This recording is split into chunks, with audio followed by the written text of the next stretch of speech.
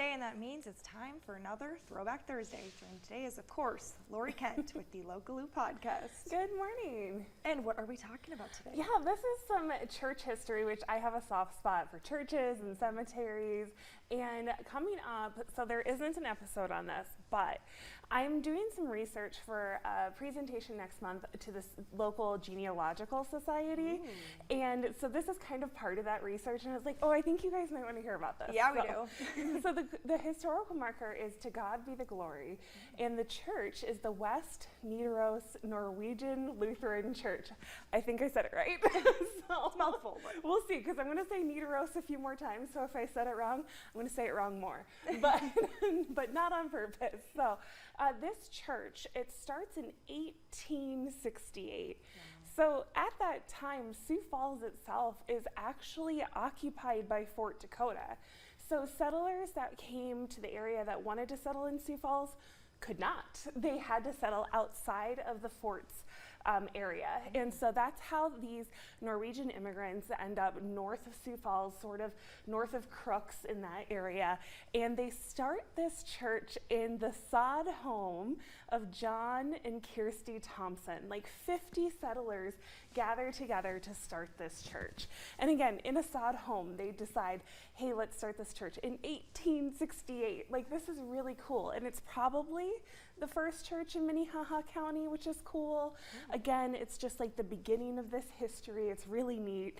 And so for the first couple years, they're going around to people's houses. They're having services in a log schoolhouse. They're just doing what they can to keep their religion alive as they are going through some really tough times. So the first couple years of this church are going to be a toughie.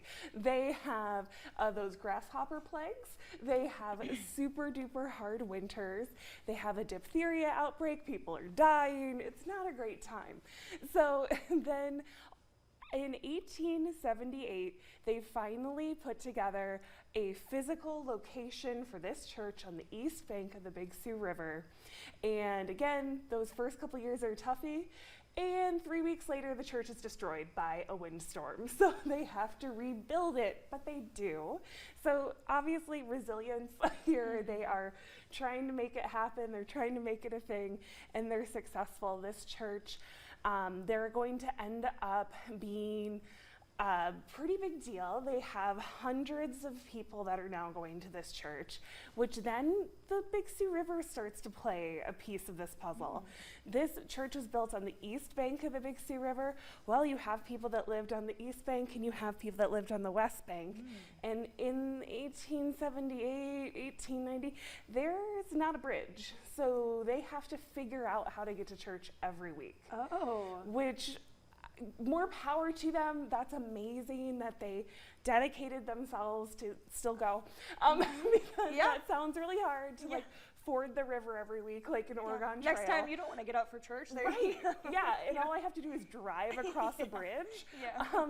So obviously they had a really hard time. So in 1911, the church finally decides, okay, we can stay one church with two congregations.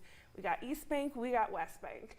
So that's when the West Nidaros Lutheran Church was built in 1911 for $12,000, obviously on the West Bank. And that's what becomes the church that is still there today.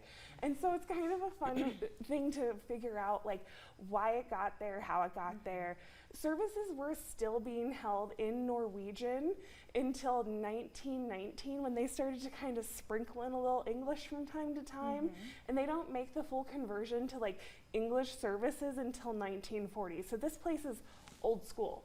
Like, and it is still around, it's still kicking, it's got a beautiful cemetery, and they have services still. Wow, so interesting. I love learning the history about, like you said, churches and just different places here in the area. It's so cool, and it's so cool to see an old picture of the church and what the church looks like today. It's done nothing but grow. It's amazing. Awesome. Well, thank you so much for being here, Lori. Appreciate it.